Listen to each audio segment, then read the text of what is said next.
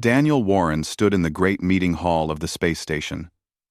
The room was huge and beautiful, with walls made of crystal that caught the light from distant stars. All around him sat representatives from 47 different alien species. Some looked like giant lizards, others like living crystals, and some were so strange that Daniel could barely understand their form. He took a deep breath and began to speak. His words were translated instantly into dozens of alien languages by the machines in the room. "We come in peace," Daniel said. "Earth has prepared for 200 years for this moment. We have studied your laws and your customs. We want to join the Galactic Council and work together with all of you." Beside Daniel, Commander Lisa Martinez watched the aliens carefully. She had special equipment that could read their emotions. Most seemed curious, but many showed something else. They looked down on the humans with contempt. A tall reptilian alien named Thrace stood up slowly. He represented the Zalkari, one of the most powerful species in the council. "Your species is too young," Thrace said, his voice cold. "You have barely left your home star system. What could you possibly offer to us?" Daniel kept his face calm, even though he felt angry inside. "We offer innovation and new ideas. We have overcome our wars on Earth and united our entire world. We have developed new technologies that could help everyone." "Technologies?" Another alien interrupted. This one was made of living crystal, and its name was Shardak. "You play with forces you do not understand. Your reactors are primitive. Your faster-than-light drives are dangerous. Your artificial intelligence experiments are reckless." Captain Frank Morrison, the head of Earth's security team, tensed. His hand moved toward his weapon, but Daniel caught his eye and shook his head slightly. "Not yet. It was too soon for that. We know we have much to learn," Daniel continued. "That is exactly why we want to join. The Council was created to help species grow together. We only ask for a chance to prove ourselves." For 3 long hours, Daniel answered their questions. Some were honest questions, but most were insults disguised as inquiries. He spoke about Earth's achievements, about how humanity had recovered from the terrible climate wars of the previous century. He told them how all the nations had finally united under one government. He brought gifts of art and music. He offered trade deals and friendship. The council listened to everything. Then they voted. The results appeared on a holographic display for everyone to see. 45 votes against letting humans join. 2 aliens chose not to vote at all. 0 votes in favor of humanity. High Chancellor Morven, an ancient being whose species had founded the council thousands of years ago, spoke the final judgment. "The council finds humanity unready for membership. You are too aggressive and too unstable. You are too primitive to participate in galactic affairs. This decision is final. You must return to your star system and stay there. If you try to establish any colonies beyond the borders we set, we will consider it an act of war." Daniel's jaw tightened with anger, but he kept his voice respectful. "High Chancellor, we have met every requirement written in your charter. On what grounds do you reject us?" "On the grounds that we have decided," Morven said simply. "This meeting is over." As the human delegation walked out of the chamber, Lisa leaned close to Daniel and whispered, "They were lying about something. My equipment showed that many species were being deceptive when they talked about our technology." Frank overheard and grunted. "They are not afraid we are too primitive. They are afraid we are too advanced." Daniel said nothing until they were safely inside their transport ship.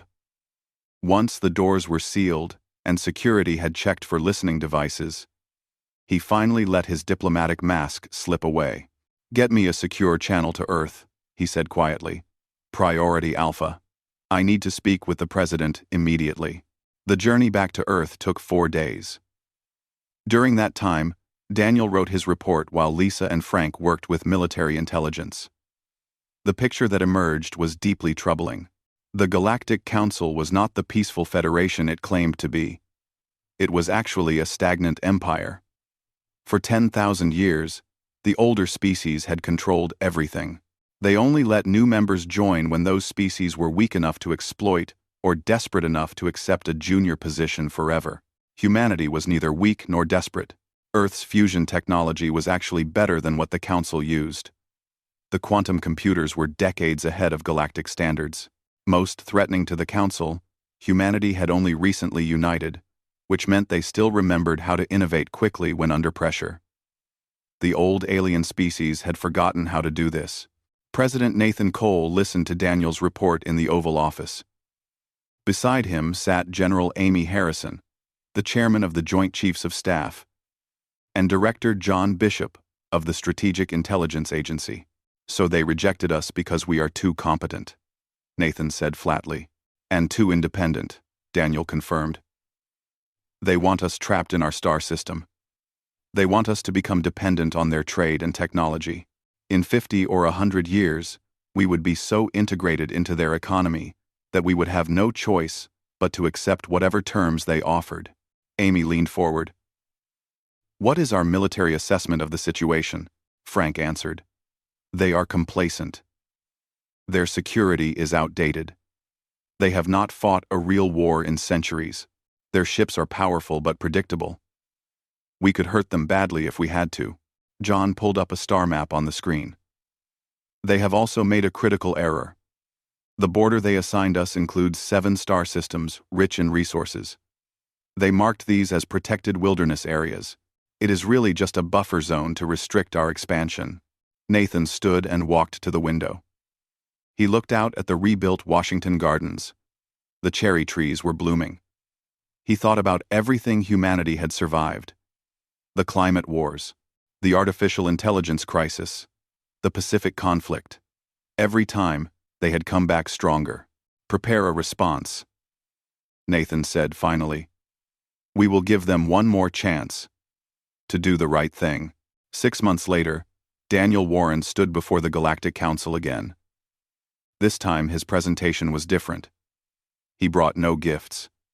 He did not plead. He simply stated facts. Earth officially requests Council membership under Article 7 of the Galactic Charter. This article allows emergency admission of species facing existential threats. We face economic strangulation and territorial confinement. Our civilization will stagnate and die within the boundaries you have imposed." Thrace laughed, a harsh barking sound. "This is ridiculous. You face no threat except your own ambition." "Then grant us membership," Daniel replied coolly. "Or at minimum, expand our borders to allow natural growth. We are asking politely for room to breathe and live." The vote was even worse this time. 47 votes against. 0 votes in favor. Not even the 2 abstentions from before. As Daniel prepared to leave, High Chancellor Morvan added a final insult. "Perhaps in 1,000 years, when you have learned humility, we will reconsider. Until then, remember your place." Daniel stopped at the doorway. He turned slowly, and those who were paying attention saw that his expression had completely changed. The diplomat was gone. In his place stood something much harder and more dangerous. "We will remember," Daniel said quietly. "We will remember everything you have said and done." Here, the journey home was silent. Lisa and Frank knew better than to disturb Daniel's thoughts. They had seen that look before in history recordings about the climate wars. It was the expression of someone who had tried peace and found it useless. When they arrived at Earth, President Cole was waiting at the landing pad with General Harrison. The president's first words told Daniel everything he needed to know. "Operation Nightfall has been approved," Nathan said. "You have 6 months to prepare. Admiral Kevin Grant will command the fleet." "And Daniel, I am sorry it came to this." Daniel nodded slowly. "So am I, Mr. President. So am I. So am I." That night, Daniel stood on his apartment balcony watching military ships launch toward the outer solar system. He thought about the Council's mistake. They had seen humanity's offer of peace as weakness. They had confused patience with helplessness. They were about to learn the difference between those two things. Far above Earth, in secret shipyards hidden in the asteroid belt, humanity's military was preparing for war. Engineers worked around the clock, building new weapons. Soldiers trained for combat in zero gravity. Scientists developed technologies that the Galactic Council had never imagined. The Council had rejected peace. Now, they would face the consequences of that choice. Daniel thought about all the chances they had given the aliens. 2 formal petitions, months of diplomacy, offers of friendship and cooperation, all rejected with contempt and arrogance. Admiral Kevin Grant stood on the bridge of the ETS Retribution, watching through the massive viewscreen as ship after ship arrived. The fleet was gathering in the shadow of Mars, hidden from the watching eyes of Council surveillance drones. 72 warships, the most powerful force humanity had ever assembled. Status report, Kevin said calmly, though his heart was pounding. Commander Peter Hayes looked up from his control station. All 72 ships have arrived and are moving into attack formation. The carrier groups are ready. Strike craft are prepared for launch. All weapons are armed and ready. Lieutenant Sarah Johnson spoke from the communications station. Admiral, we are receiving final authorization codes from Earth Command. Operation Nightfall is approved. We are cleared to proceed. Kevin took a deep breath. He was 58 years old and had spent his entire career preparing for battles that might never happen. Now he faced the most powerful military force in known space, and strangely, he felt calm. Send a message to all ships, Kevin ordered. Tell them this. We did not choose this fight, but we will finish it. For Earth. For humanity. For every species that has ever been told, they do not matter. The fleet began its journey to the Zalkari homeworld. The choice to attack the Zalkari first was strategic. They were the Council's loudest opponents of human expansion. They were also the primary military enforcers for the Council. Most importantly, they were arrogant. They had not faced a real opponent in over 300 years. For 6 months, human spy drones had secretly mapped every Zalkari military installation. They knew the position of every ship and every defensive satellite. What they found was both encouraging and terrifying. The Zalkari had numbers on their side. Their fleet had over 300 capital ships and thousands of fighter craft. But they were spread thin across dozens of star systems, and their tactics were predictable and outdated. Earth's fleet was smaller, just 72 ships, but every vessel had been designed for one purpose: to kill things much larger than itself. The ETS Retribution was a masterpiece of human engineering. At 2 kilometers long, it was small compared to Zalkari dreadnoughts. But it carried weapons that the Council had forgotten to fear. Railguns that could throw metal rods at incredible speeds, lasers powered by nuclear reactions, missiles with warheads that could destroy entire cities, and electronic warfare systems designed by people who remembered what real war looked like. Estimated time to the Zalkari system is 3 hours, Peter reported. Kevin nodded and opened a private channel to Commander Helen Torres, his special weapons officer. Helen, status on the Guardian packages? Helen's face appeared on his screen. She looked troubled. All packages are ready, Admiral. But I still think this goes too far. I hope we will not need them, Kevin said honestly. The Guardian packages were Earth's secret weapon. They were massive metal rods that had been accelerated to 90% of light speed. Each one carried the kinetic energy of a small asteroid impact. Earth had 12 of them already positioned in deep space near important Council worlds. They were waiting for the signal to strike. They were weapons of mass destruction on a scale that made nuclear bombs look small by comparison. As the fleet approached the Zalkari system, Kevin reviewed the battle plan one more time. It was simple and brutal. Phase 1. Destroy their communications. Phase 2. Eliminate the orbital defenses. Phase 3. Destroy the fleet in the system. Phase 4. Deliver the ultimatum. The Zalkari would not see them coming. Human faster-than-light technology was different from Council designs. It was harder to detect and left a smaller signature. It was one of the dangerous innovations the Council had criticized. "We are approaching the entry point," Lieutenant Greg Foster announced from the navigation station. "All ships report ready. Take us in," Kevin ordered. "And may God forgive us for what we are about to do." The fleet dropped out of faster-than-light travel at the edge of the star system. They appeared in a coordinated burst that would look like a sensor error to Zalkari detection systems. They had perhaps 30 minutes before the enemy realized they were under attack.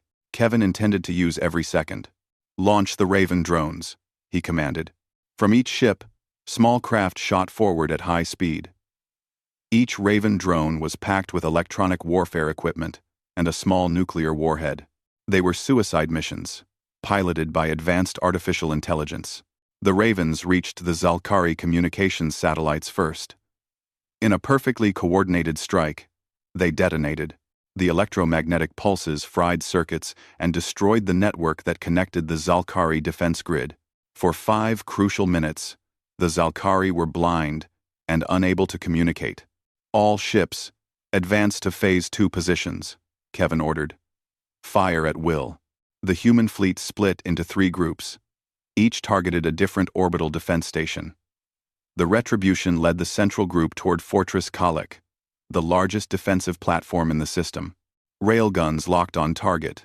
Lieutenant Commander Jake Morrison reported from the weapons station. "Fire." The Retribution shook as its main guns fired. Massive tungsten rods accelerated down magnetic rails and shot through space. They crossed the distance to Fortress Kalak in seconds. The Zalkari shields flared bright as they absorbed the first impacts. But the human attack was relentless.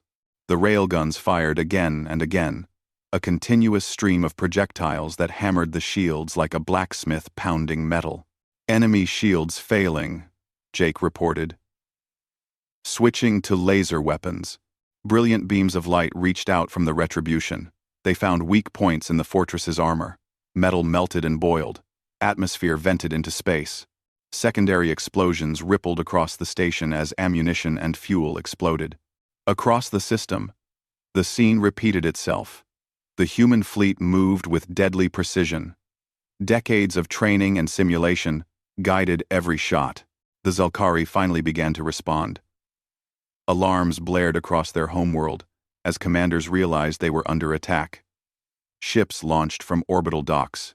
Defense platforms that survived the first wave brought their weapons online. But it was too late. The humans had taken the initiative and would not give it back. "Enemy dreadnought launching from the shipyards," Peter warned. "Ship designation is Valkar's Pride." Kevin watched the massive ship emerge. It was 4 times the size of the Retribution, covered in weapons, its shields already glowing with power. "All ships, focus all fire on that dreadnought," Kevin ordered. "I want it destroyed before it can coordinate a response." 6 human warships turned as one. Their weapons converged on the Zalkari flagship. Space lit up with weapons fire in a deadly light show. The Valkar's Pride fought back. Its heavy plasma cannons scored hits on the human ships. The ETS Defender took a direct hit. Its forward shield collapsed and armor buckled, but the crew held their position and continued firing even as damage reports flooded in. "Deploy the Hornets," Kevin said quietly. From the Retribution's launch bays, 200 small drones shot forward. They were not piloted by humans but by artificial intelligence. Each one carried a single heavy missile with a fusion warhead. The Hornets swarmed the Valkar's Pride like angry insects. There were too many to shoot down, and they moved too fast to evade. They struck the dreadnought's shields in waves. Each explosion weakened the defensive field. When the shields finally failed, the remaining Hornets drove straight into the ship's hull. The Valkar's Pride died in a massive explosion. Its reactor breached and created a miniature sun in orbit above the Zalkari homeworld. On the surface below, billions of Zalkari watched their supposedly invincible fleet burn. Phase 3 was complete in less than 2 hours. The Zalkari had lost 40 ships and every major defensive installation in their home system. The human fleet had taken damage.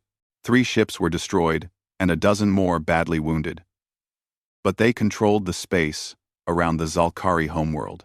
Now came the hard part. Kevin opened a transmission on every frequency. His words would reach not just the Zalkari, but the entire Galactic Council. This is Admiral Kevin Grant of the Terran Defense Fleet. As of this moment, the Zalkari home system is under human control. Your orbital defenses are destroyed. Your fleet is broken. I have the weapons to turn your world into lifeless glass. Those weapons are ready to fire on my command. He paused to let that sink in. But Earth did not come here to commit genocide. We came to deliver a message. Humanity offered peace. We offered friendship and cooperation. You rejected us.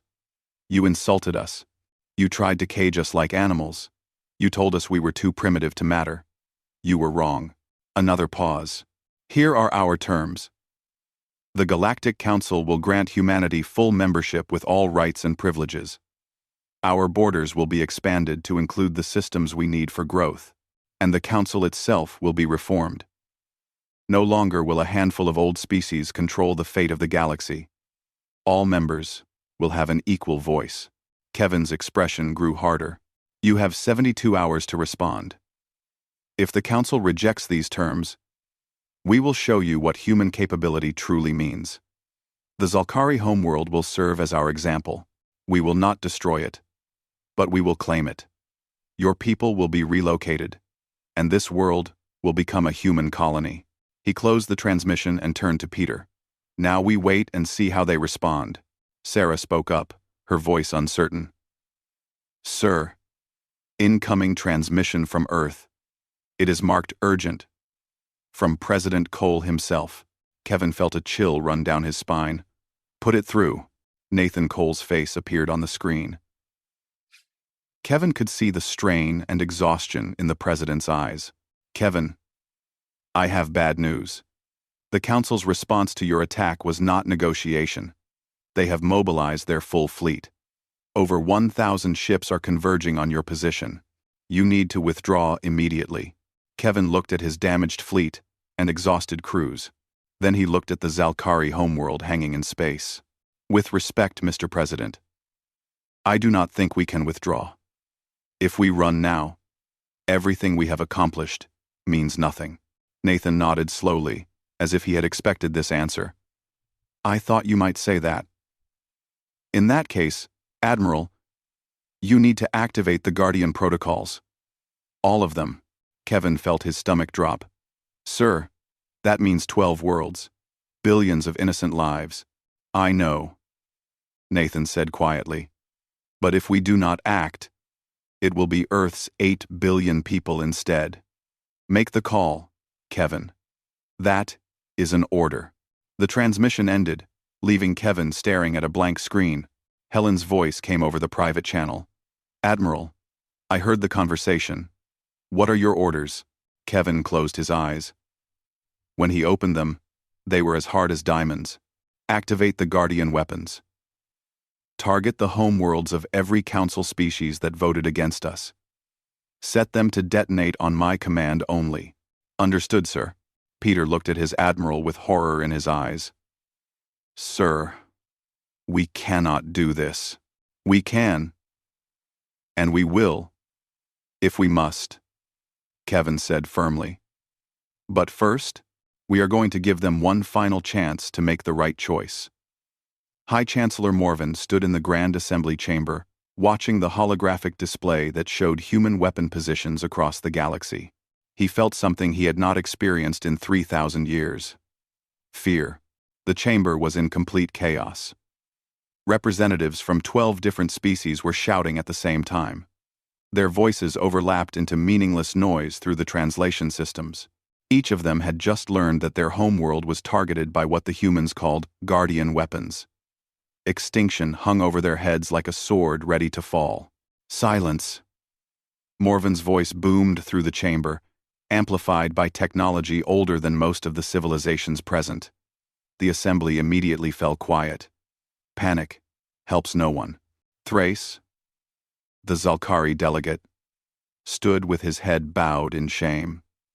His people's fleet had been destroyed in less than 3 hours. The humans had shown combat abilities that should not have been possible for such a young species. Worse, they had done it without hesitation or mercy. "We must respond with overwhelming force," declared Counselor Vex of the Corvani Empire. His crystalline form flickered with angry light. "We must mobilize every ship we have.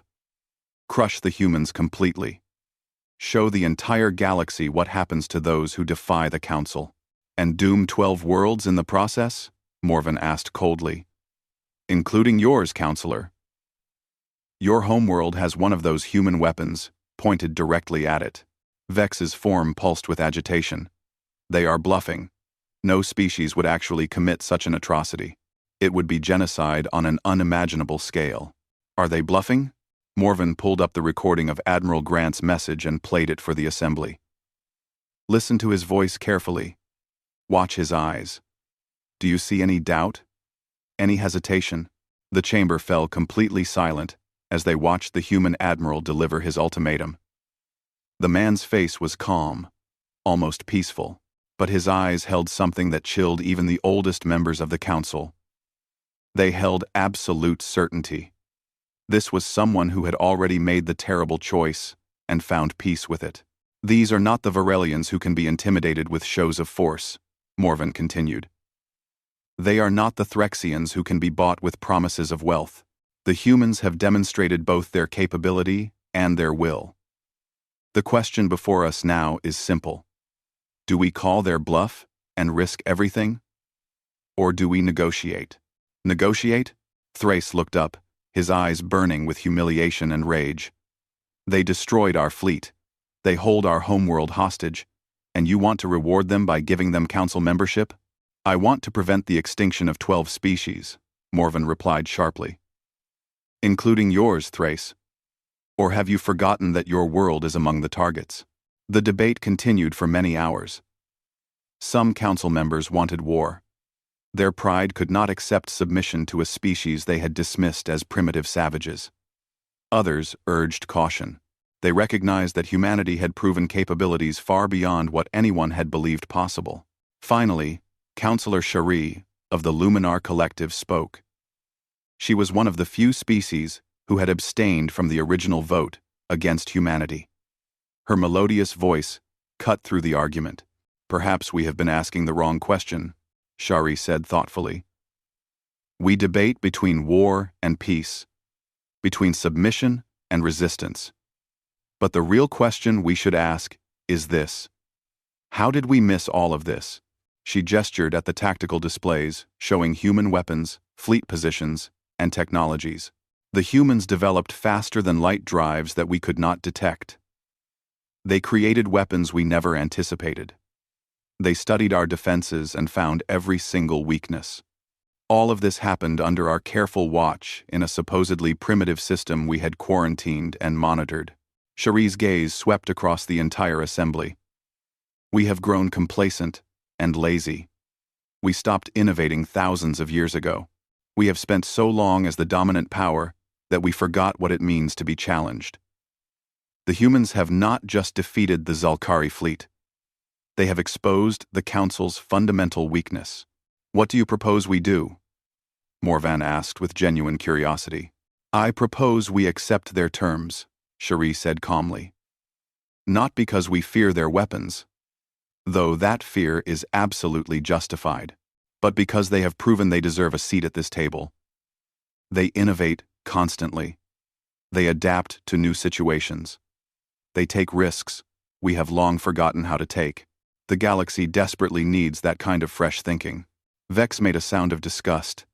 "You would reward naked aggression and threats?" "I would acknowledge reality," Cherie countered firmly. "The humans asked for membership peacefully. We rejected them out of pure arrogance. They responded with force.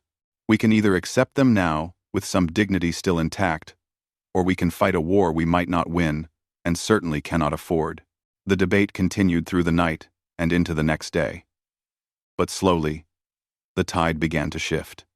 One by one, representatives of the targeted worlds began to speak in favor of negotiation. Fear was a powerful motivator. So was common sense and pragmatism.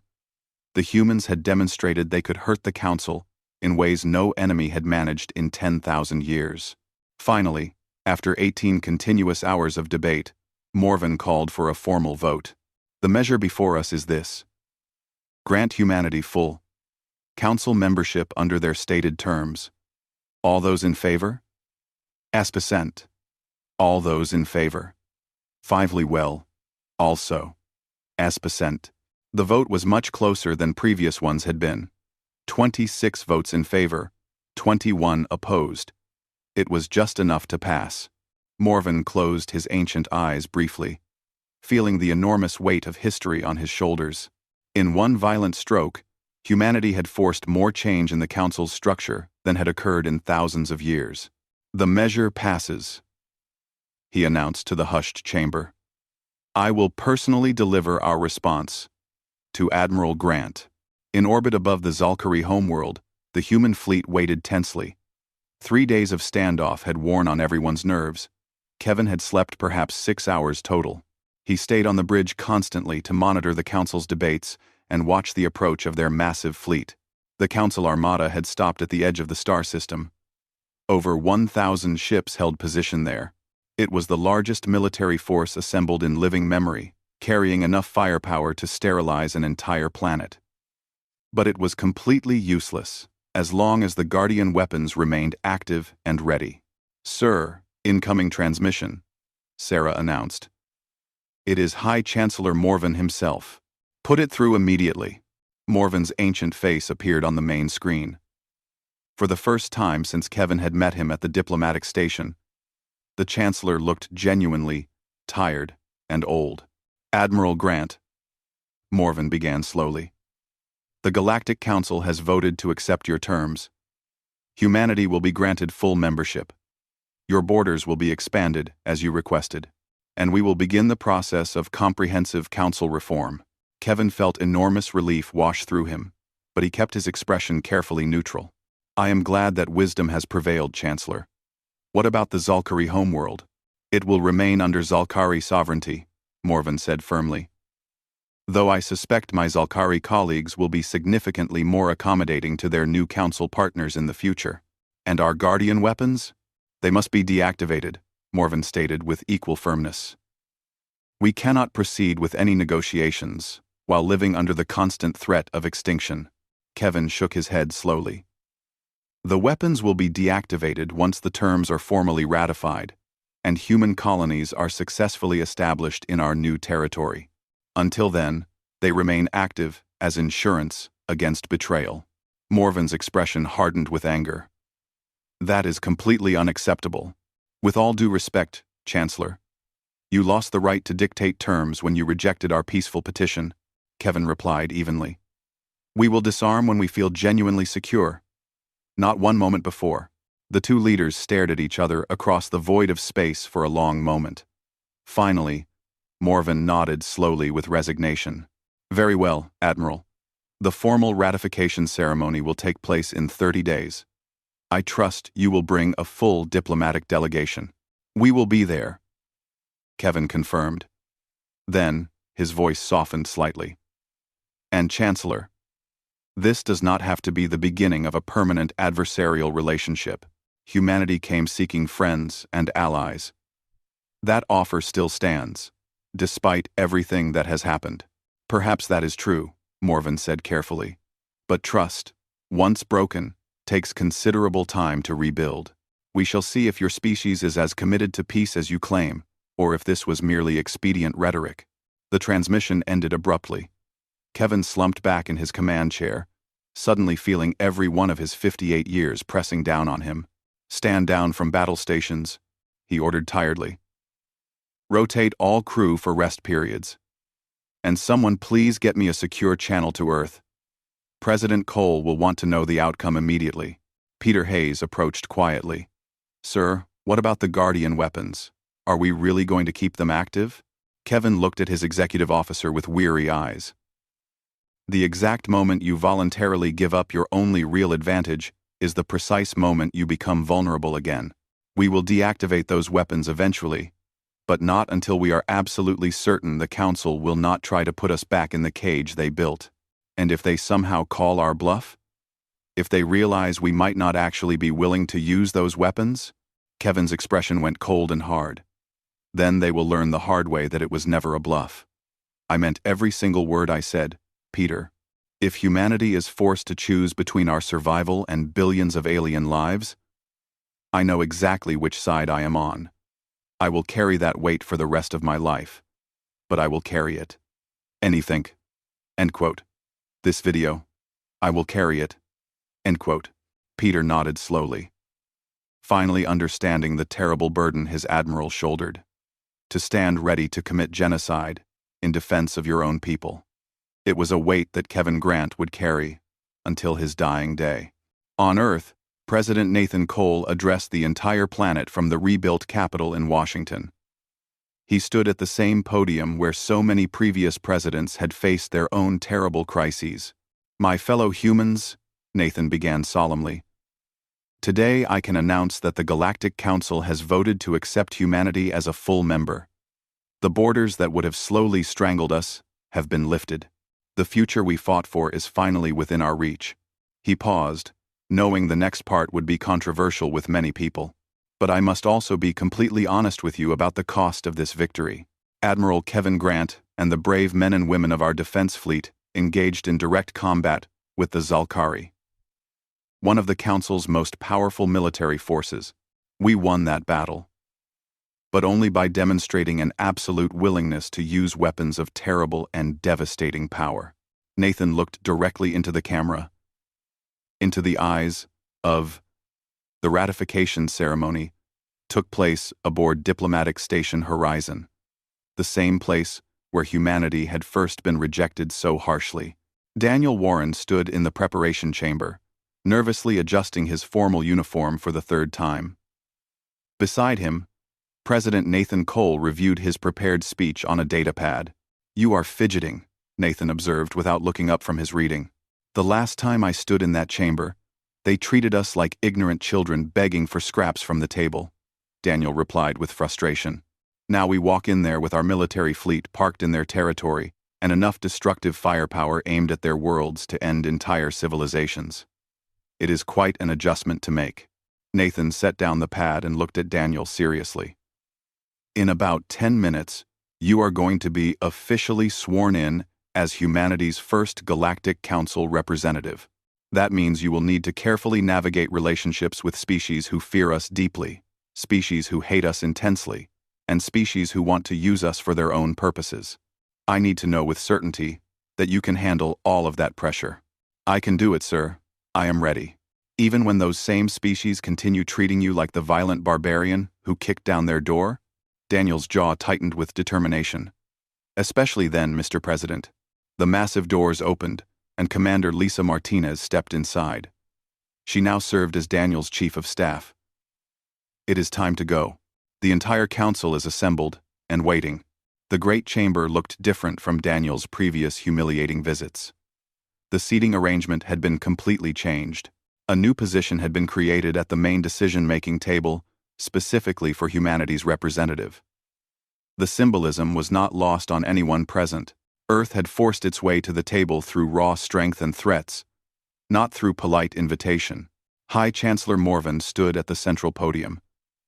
His ancient face showed no emotion as the human delegation entered the chamber. The room fell into complete silence. We gather here today to formalize what has become inevitable, Morven began in his deep voice. The Galactic Council hereby officially recognizes the Terran Assembly as a full member state, with all associated rights, privileges, and responsibilities. He gestured formally toward Daniel. Ambassador Daniel Warren will serve as humanity's official representative to this body. Let it be permanently recorded that on this day, the 112th cycle of the Council's existence, a new member has been added not through humble petition, but through forceful demonstration of military capability. There was a subtle edge of criticism to Morven's carefully chosen words.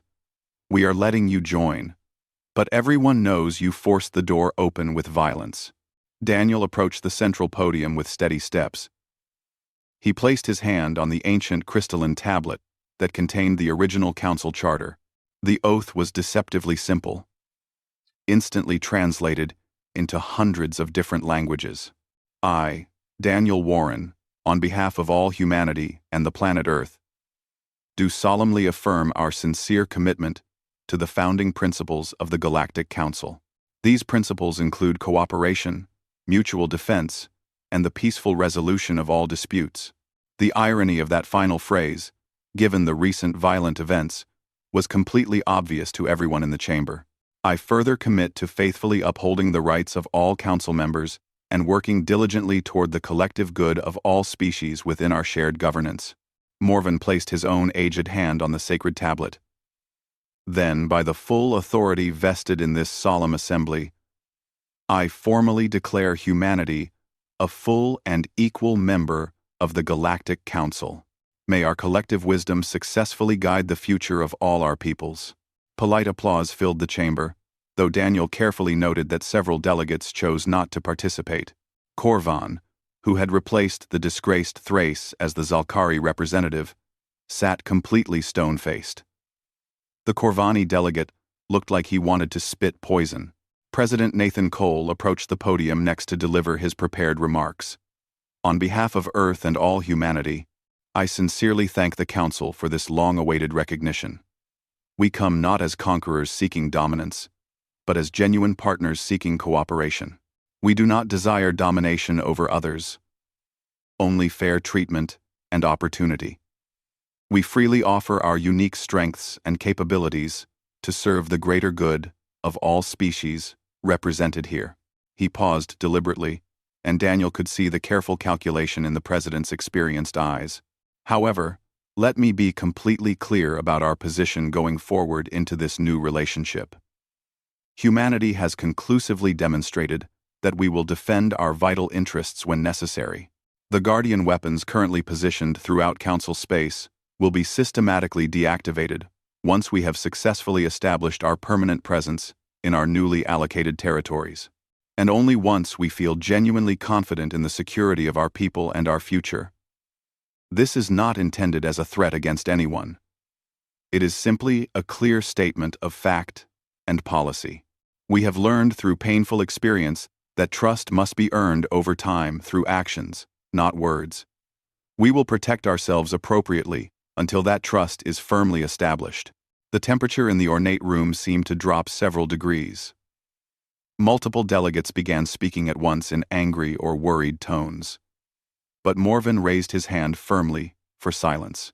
The Council acknowledges humanity's stated position, he said very carefully, choosing his words with extreme precision. We will address the sensitive matter of the Guardian weapons in closed executive session at a later time.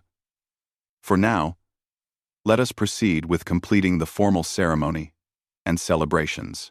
The official ceremony continued for another 2 long hours. Treaties were signed with great ceremony. Territorial boundaries were confirmed and recorded. Trade agreements were carefully established. Throughout all of this, Daniel watched the other delegates closely, reading the complex undercurrents of galactic politics and power. Some delegates, like Cherie of the Luminar Collective, seemed genuinely pleased by humanity's hard-won admission. Others, like the calculating Threxy representative, looked at the humans with barely concealed scheming, already planning how to exploit or counter them.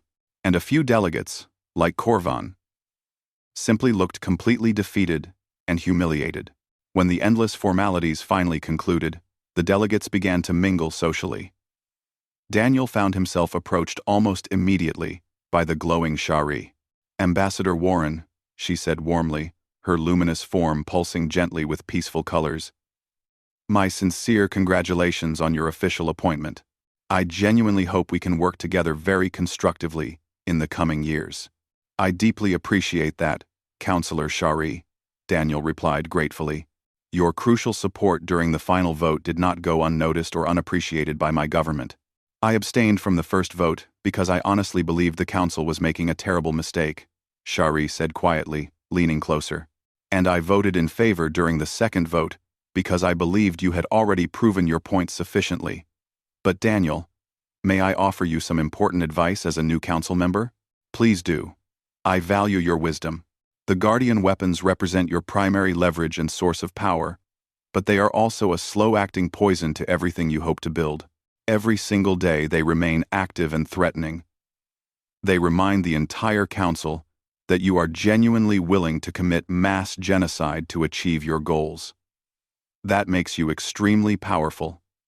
Yes, but it also makes you feared in the absolute worst possible way. Fear can certainly be useful in politics and diplomacy, but it is a very poor foundation for building lasting relationships and genuine partnerships. Daniel nodded slowly, absorbing her words. I understand your concern completely, but we simply cannot disarm ourselves until we are absolutely certain of our security. Then find a way to become certain as quickly as possible, Cherie advised urgently. Because the longer those terrible weapons remain active and threatening, the more time your many enemies have to develop effective countermeasures. And believe me, Ambassador, you have already made some very dangerous enemies through your actions. She glided gracefully away, leaving Daniel alone to contemplate her sobering words. Before he could fully process them, Corvan approached with barely controlled anger visible in his scaled features. Ambassador, Corvan said with painful stiffness, my people have instructed me to formally congratulate you on your successful negotiation tactics. Counselor Corvan, Daniel replied very carefully, I sincerely hope that in time, our two peoples can move past the recent unfortunate conflicts. Move past? Corvan's eyes flashed with rage. You utterly destroyed our fleet. You held our sacred homeworld hostage under threat of genocide, and now you stand here in this chamber as if you belong here through genuine merit, rather than through brutal threats and violence. Daniel kept his voice level and calm. We offered peace first. Counselor, your people, your military leadership, deliberately chose conflict instead. What happened after that choice was the direct consequence of your decision. We chose to defend the Council's established standards and rules, Corvan shot back angrily. We chose to maintain proper order and respect for tradition. You chose to cage an innocent species that had not harmed anyone. Daniel countered firmly. And when that desperate species finally broke free of your cage, you learned that prison bars work both ways. They can trap the jailer as easily as the prisoner. Corvan leaned in very close, his voice dropping to a threatening hiss. This conflict is not over, human. You may have won this particular round through force and threats, but there will eventually be a reckoning for your actions. Your species is young, impulsive, and dangerous to everyone. Eventually, you will overreach badly, and when you finally do, we will be ready and waiting. He stalked away angrily before Daniel could formulate any response. Lisa appeared at Daniel's side a moment later, having observed the entire tense exchange. That went well, she said with heavy sarcasm. About as well as I expected, Daniel replied wearily. Keep very close surveillance on the Zalkari, and watch the Corvani carefully as well. I have a strong feeling we are going to have serious problems with both species in the near future. The rest of the long reception passed in an exhausting blur of careful conversations and subtle threats disguised as diplomatic pleasantries. By the time the human delegation finally returned to their waiting ship, Daniel felt completely drained. President Cole gathered the senior team in the main briefing room. I want honest assessments from everyone. General Amy Harrison spoke first. The military situation is currently tense, but relatively stable. The Council fleet has dispersed back to normal patrol patterns throughout their territories. Our forces are successfully establishing permanent bases in the new territories we were granted. There are no immediate military threats that we can detect. Director John Bishop from Intelligence went next. Our intelligence networks suggest that both the Corvani and the Threxi are pursuing crash development programs to create effective countermeasures to our superior technologies. The Zalkari are rebuilding their shattered fleet, using significantly more advanced designs based on lessons learned. We should realistically expect technological parity within approximately 5 years if current trends continue, which means our current window of technological advantage 5 years had passed since the violent Zalkari incident that had shocked the galaxy. Ambassador Daniel Warren stood at the large observation deck of Council Station Prime, gazing out at a sight that would have been completely unthinkable just a decade ago. A joint human Zalkari patrol fleet was conducting perfectly coordinated military exercises together. Strange, is it not? Korvan's familiar voice came from behind Daniel. The Zalkari counselor had personally requested this very private meeting, and Daniel had been curious enough to accept the invitation. "What exactly do you find strange?" Daniel asked without turning around. "How incredibly quickly things can change in this galaxy. 5 years ago, I watched your fleet utterly destroy our pride and our power. Today, our ships train together as trusted allies." Daniel finally turned to face the Zalkari representative. Korvan had visibly aged during these years. The scales around his eyes showed much more wear and stress. Commanding a thoroughly humiliated fleet and broken people would do that to anyone. "Is that what you wanted to discuss with me, counselor? Nostalgia for better times?" Korvan's complex expression was difficult for humans to read accurately, but Daniel had learned to interpret Zalkari facial signals over the years of working together. This particular look was something between genuine respect and weary resignation. "I wanted to sincerely apologize," Korvan said simply and directly. Daniel blinked in complete surprise. In 5 long years of difficult diplomatic work, he had never expected to hear those specific words from this particular being. Apologize for what, specifically? For being willfully blind to obvious truth. For letting foolish pride and outdated tradition completely cloud my better judgment. Korvan moved to stand beside Daniel at the observation window. "You asked us for simple membership peacefully and respectfully. We arrogantly refused. You demonstrated your impressive capability clearly. We called it primitive barbarism, but the real truth is that we were the actual barbarians. We had grown so completely accustomed to easy dominance that we could not even imagine genuine partnership with true equals." "And how do you see things now?" Daniel asked, very carefully. "Now my people are genuinely stronger than they have been in many centuries," Korvan admitted honestly. "The terrible humiliation of our crushing defeat forced us to innovate, to question our basic assumptions, to rebuild everything from first principles. Your talented engineers helped us completely redesign our entire fleet. Your brilliant tacticians taught us strategies we had foolishly forgotten over the peaceful centuries. In a strange way, you actually saved us from permanent stagnation and slow death." Daniel nodded slowly, processing this unexpected confession. "That was never our intention. We simply wanted to survive. I know that now. That is what makes it even more remarkable." Korvan turned to face Daniel with complete directness. "I am not presuming to ask for your forgiveness. Many of my people died because I was too proud to see simple truth.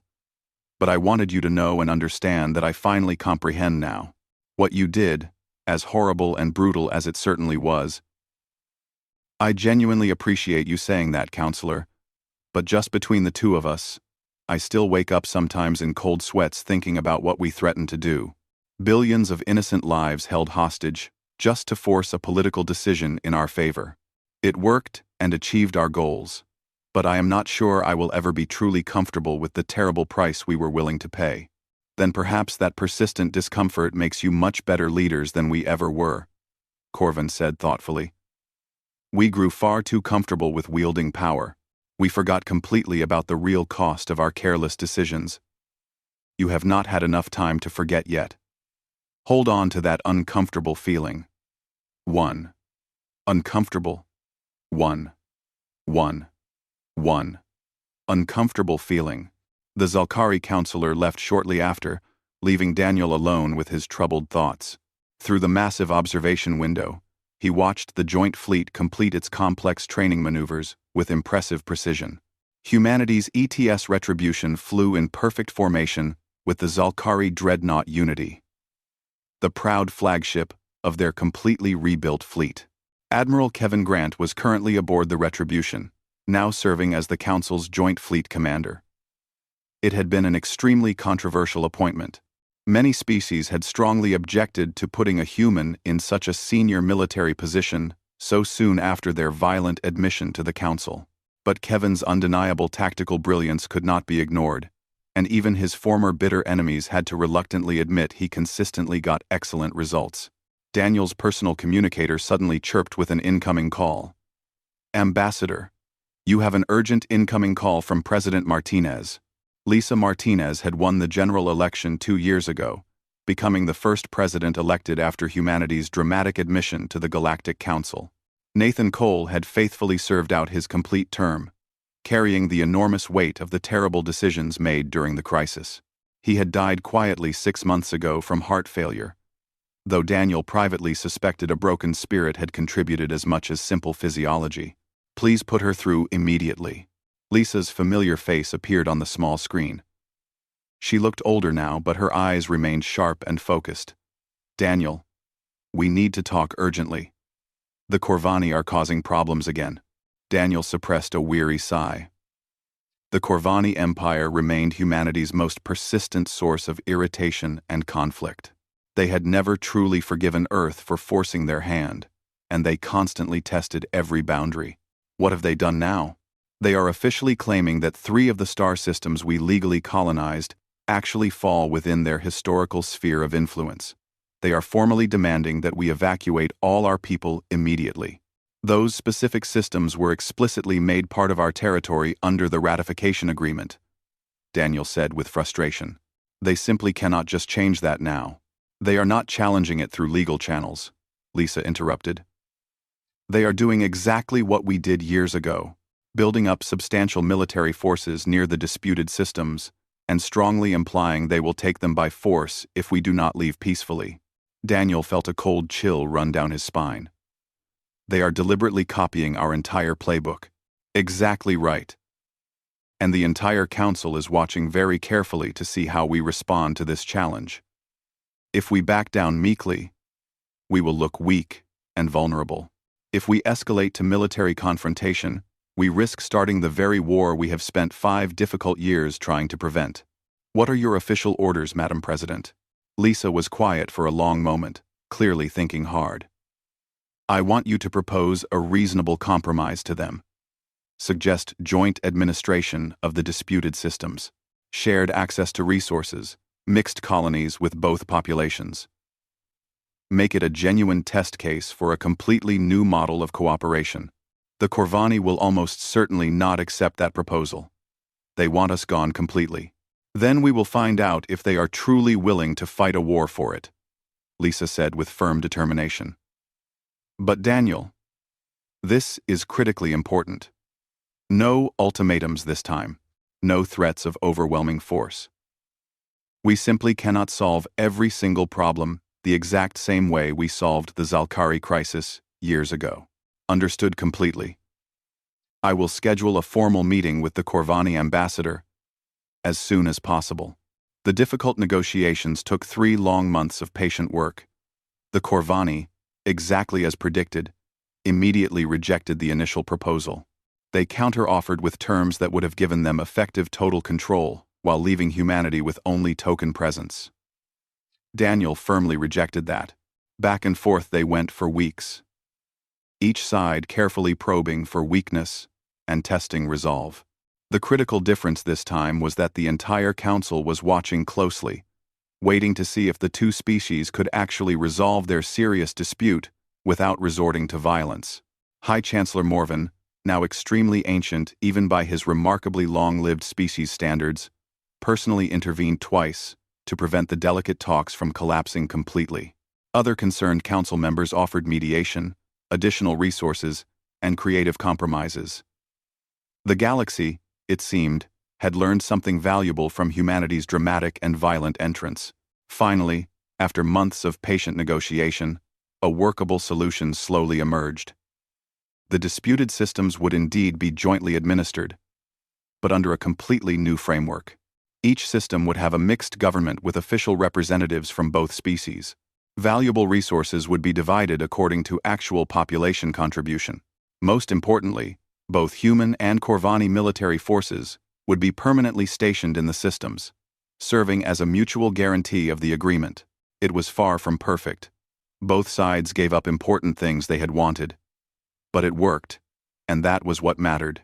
The Joint Administration Agreement has been formally ratified, Daniel announced proudly to the full Council Assembly 6 months after the crisis had begun. Humanity and the Corvani Empire have deliberately chosen cooperation over destructive conflict. The enthusiastic applause that followed was much more genuine than at his original swearing-in ceremony. Several councillors approached afterward to personally congratulate both delegations. "You have set an extremely important precedent here," Cherie told Daniel warmly. "You have shown convincingly that serious disputes can be resolved through patient negotiation, even when both sides have substantial military force to back up their claims." "We almost did not manage it," Daniel admitted honestly. "There were several critical moments when it would have been much easier to just fight. But you did not give in to that temptation. That is what truly matters." Cherie's luminous form pulsed thoughtfully. "Your species has fundamentally changed the Council, Daniel, not just through the use of force, but through your example of persistence. The old guard is slowly dying off, and younger species are looking directly to humanity to see how to navigate this new era successfully. That is an enormous responsibility to carry." "Yes, it certainly is. But you have already proven you can handle it well." Daniel was not entirely sure he agreed with that assessment, but he deeply appreciated the kind sentiment. On Earth, the general mood was genuinely celebratory. Humanity had successfully resolved its first major interstellar dispute without firing a single shot. It felt like validation, solid proof that the violent path to Council membership had been an unfortunate aberration, not a permanent template for future behavior. President Martinez addressed the planet from the Assembly Hall in Geneva. "Today we have shown that humanity can be much more than just warriors," she said proudly. "We have proven convincingly that we can build, compromise, and create solutions that benefit everyone involved.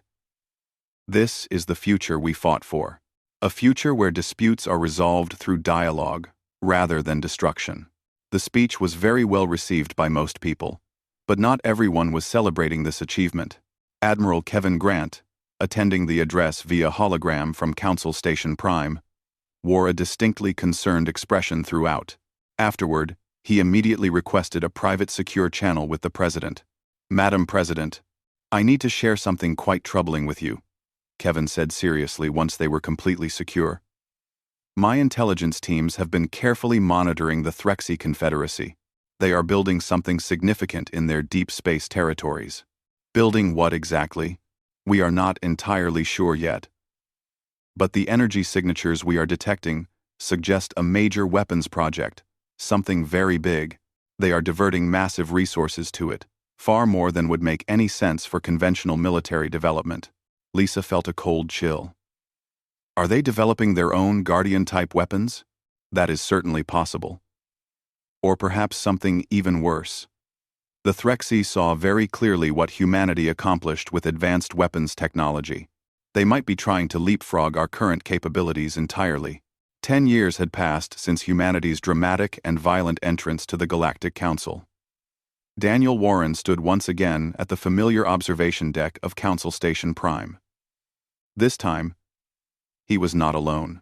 Beside him stood his chosen successor, Ambassador James Murphy, who would be taking over human representation in a formal ceremony the following day. "Are you nervous?" Daniel asked gently. "Absolutely terrified," James admitted with complete honesty. "You set an impossible standard to follow. How do I possibly follow the man who forced the entire galaxy to accept us?" Daniel laughed quietly. "By not doing what I did. The galaxy does not need another dramatic gesture or violent display. It needs steady, patient diplomacy. Build genuine relationships. Solve small problems before they can become big ones. And never forget that behind all the politics are real people, or beings, whose lives depend on us getting this right." Any other advice you can share? Yes. One more critical thing. Always remember that force is always the easiest answer and almost never the best one. We learned that lesson the hard way. Do not let the next generation forget it. The formal ceremony the next day was attended by representatives from all council members. High Chancellor Morven, now so incredibly ancient that he rarely appeared in person anymore, made the difficult journey to personally pass the symbolic staff of office to James Murphy. Ambassador Murphy, Morven said, his voice thin but still carrying undeniable authority. You inherit a position that exists only because your predecessor absolutely refused to take no for an answer. Use it wisely and well. I will do my best, Chancellor. Morvan turned slowly to Daniel. And you, Ambassador Warren. You forced your way into our chambers with terrible threats and violence. But you stayed through patience and wisdom. The Council is genuinely better for your presence, though I am still not certain I can forgive you for how you achieved it.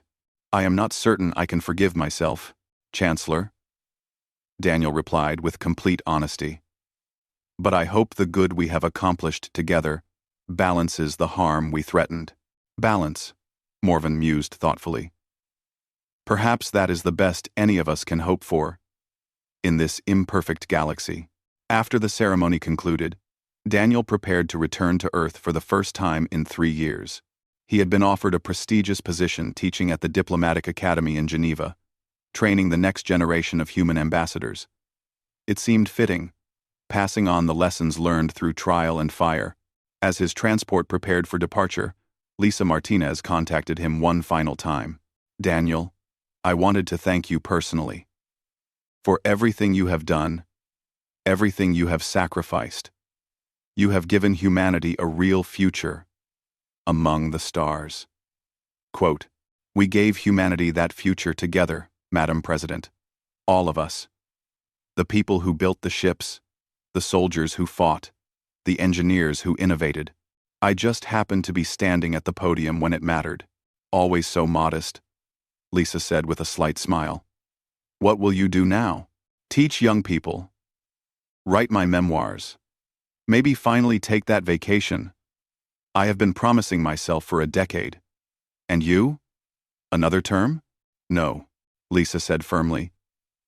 I think it is time for completely new leadership. Someone who was not part of the crisis, who can move forward without carrying that weight. The voters deserve a fresh start. Will humanity be ready for that? A leader who does not remember what we had to do to get here?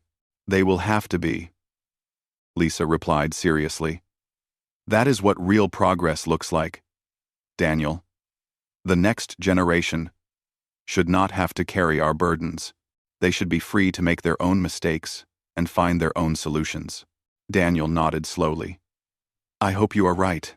The transport journey back to Earth took 5 days. During that time, Daniel reviewed everything that had happened since that first diplomatic mission to the Council. The rejections, the battles, the threats, the compromises, the friendships forged and enemies converted to allies. Humanity had entered galactic politics like a meteor, blazing and destructive. But they had stayed through careful cultivation, building relationships, solving problems, proving their value beyond mere military might. It was not the path Daniel would have chosen if given the choice. But it was the path they had walked. And somehow, they had emerged stronger for it. When the transport finally descended through Earth's atmosphere, Daniel looked out at the planet that had sent him to the stars. The scars of the climate wars were still visible if you knew where to look. But they were healing nicely. Forests had reclaimed old industrial zones. Cities gleamed with architecture that blended human and alien design principles. Orbital platforms studded the sky, trade hubs connecting Earth to dozens of worlds.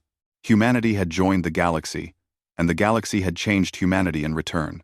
Daniel's communicator chimed with a new message. It was from Admiral Kevin Grant, still commanding the Council Defense Fleet. Daniel, thought you would want to know. The Zalkari just proposed a joint research initiative with humanity.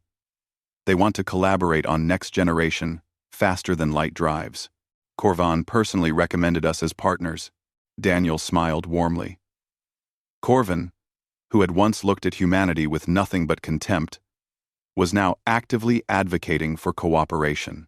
It was a small thing, perhaps, but it spoke volumes about how far they had all come.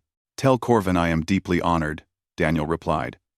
"And tell him I look forward to seeing what our people can build together." He closed the channel and watched Earth grow larger in the viewport. Somewhere, down there, children were being born who would never know a time when humanity was not part of the galactic community. They would grow up with alien friends, study alien cultures, perhaps fall in love across species lines. They would inherit the peace that Daniel's generation had bought with threats and violence. The question was whether they would maintain it through wisdom and cooperation, or whether they would fall back into the same patterns that had nearly destroyed everything. That was beyond Daniel's control now. He had played his part, for better or worse. The future belonged to others.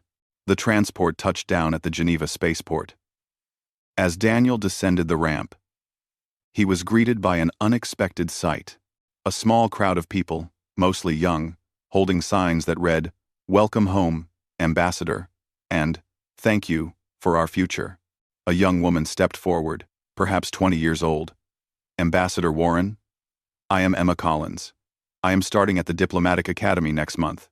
I just wanted to say thank you. Because of you, I get to dream about working among the stars." Daniel felt a lump in his throat. "Thank you, Emma. But remember, the path I took is not the only path. Learn from what we did, both the successes and the failures. And when it is your turn to make the hard choices, I hope you will find better answers than we did." "I will try my best, sir." Daniel made his way through the crowd, shaking hands, answering questions, offering encouragement. These were the people who would inherit the galaxy humanity had fought to join. Young, hopeful, unburdened by the weight of what had been done in their name. That evening, Daniel stood on the balcony of his Geneva apartment, the same one he had left a decade ago. The city lights sparkled below, and above, the stars shone with new significance. Each one might harbor life, civilization, friends, or rivals. His communicator chimed one more time.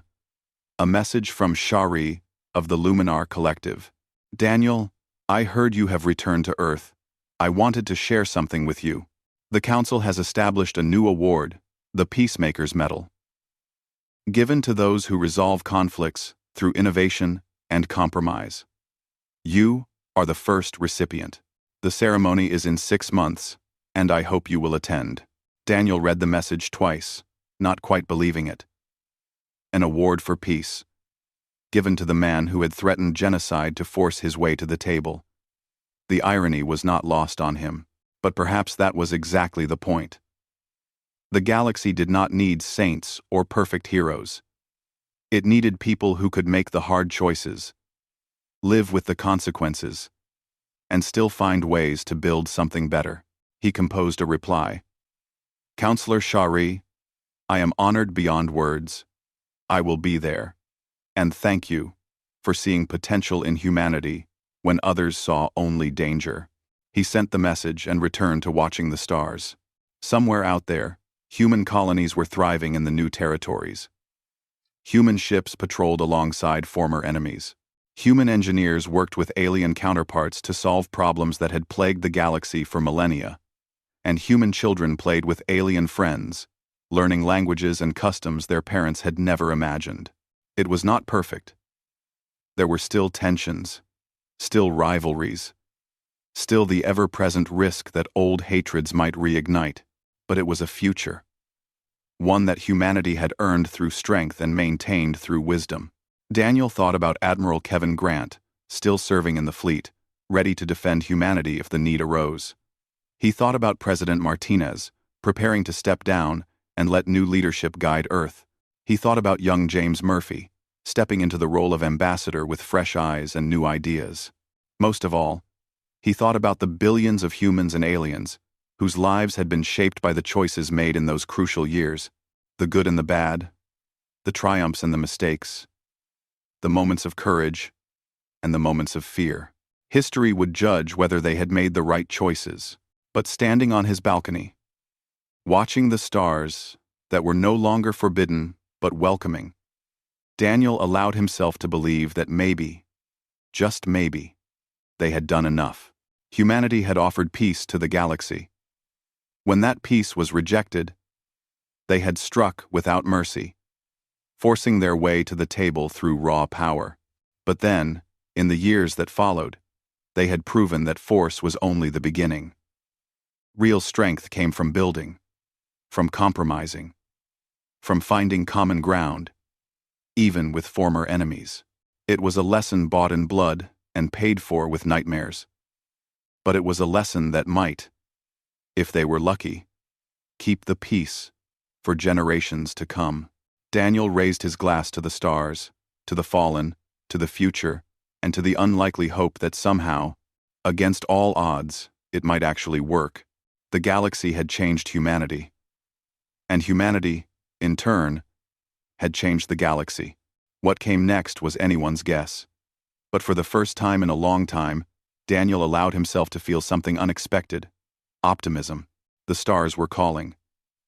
And humanity was finally ready to answer, not as conquerors, not as supplicants, but as equals. And that, perhaps, was worth everything it had cost. How long until we know for certain what they are building? 6 months at minimum, maybe a full year.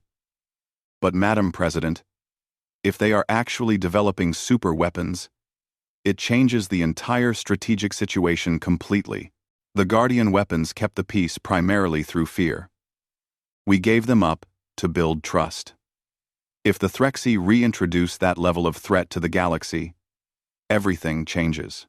Then we will deal with it appropriately when we know more, Lisa said firmly. Kevin, I know you are genuinely concerned, and your caution has saved humanity more than once, but we simply cannot return to the siege mentality. We have to trust that the relationships we have carefully built will hold firm. I sincerely hope you are right, ma'am. I truly do. It's steadily closing, Nathan said grimly. Daniel, what is your honest assessment of the political situation? Daniel considered his words very carefully before responding. The Council is deeply divided along several fault lines. About 1/3 of the members see us as a potential ally, or at least a useful partner in their own political schemes. Another third view us primarily as a dangerous threat that must be carefully managed and contained. And the final third actively want us gone completely and are simply waiting patiently for any opportunity to act against us. Can we work productively with those deep divisions? Nathan asked seriously. We will have to try, Daniel replied honestly. We need to build strong alliances with the first sympathetic group, carefully manage and reassure the second cautious group, and work to contain and limit the third hostile group. It is going to be an extremely long game, requiring patience and skill, Mr. President. 8 billion people watching across the entire planet and beyond. Some people will say we went too far, that we should have accepted the Council's rejection and somehow found another way forward. But I ask all of you to remember what was truly at stake. Without access to resources beyond our single star system, humanity would have eventually stagnated. Our growing population would have outstripped our capacity to sustain it. We would have slowly died, confined forever to a cage of the Council's deliberate making. We chose to live and thrive. We chose to fight for our rightful place in the galaxy. And yes, we made threats that we sincerely hope we will never have to fulfill. That is the heavy burden of leadership, to make the hard choices so that others do not have to face them. The speech continued for another 20 minutes, but its core message was absolutely clear. Humanity had secured its future among the stars, but at the cost of its innocence and moral simplicity. They could no longer claim to be the peaceful newcomers seeking only friendship. They were now active players in the complex game of galactic politics, and they had shown they were willing to play with ruthless efficiency when necessary. He opened another transmission, this one directed at High Chancellor Morven personally. Chancellor, by now you know what we did to the Zalkari fleet. You are mobilizing to attack us in response. Before you commit to that action, you need to understand something very important. Humanity has placed weapons in orbit around 12 Council homeworlds. They are relativistic kill vehicles. Each one carries enough kinetic energy to cause an extinction-level event. If your fleet attacks us, if any human colony is threatened, those weapons will fire automatically. There will be no warning and no chance to stop them. Your civilizations will end. Kevin paused to let the words sink in. We did not want this. We came in peace. But if you force us to choose between our survival and yours, we will choose ourselves. Every single time. Without hesitation or regret. You have 72 hours. Choose wisely, because this choice will determine whether your species has a future. Humanity had tried to join the galactic community the right way. They had followed the rules and respected the process. And they had been treated like primitive children who did not matter. That was about to change. In 6 months, the fleet would be ready. In 6 months, humanity would show the galaxy what happened when you backed a desperate species into a corner. In 6 months, the Galactic Council would learn that humanity had not been asking for permission. They had been offering a choice: peace or war. The Council had chosen war. They just did not know it yet.